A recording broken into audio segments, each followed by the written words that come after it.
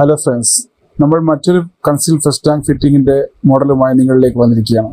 Concealed flush tank fit ചെയ്യുന്ന പലവിധ രീതികൾ നിങ്ങൾ കണ്ടിട്ടുണ്ടായേക്കാം. ഇത് എല്ലാ വീടുകളിലും അനുയോജ്യമാണ് എന്നതല്ല, പക്ഷേ സാഹചര്യം ചില സമയത്ത് ഇങ്ങനെയുള്ള മോഡലുകൾ ചെയ്യാൻ സ്വയം പ്രാപ്തനാവേണ്ടി വരും. ഇവിടെ ഷവർ ഏരിയയിൽ ഒരു പാർട്ടീഷൻ വേണമെന്നുള്ളത് ക്ലയൻറ്റിൻ്റെ ആഗ്രഹമായിരുന്നു. ക്ലയൻറ്റ് എന്ത് ആഗ്രഹിക്കുന്നുവോ അത് അതിനേക്കാൾ ഭംഗിയായി നൽകുക എന്നതാണ് ഏതൊരു പ്ലംബറേയും ഉദ്ദേശം തന്നെ.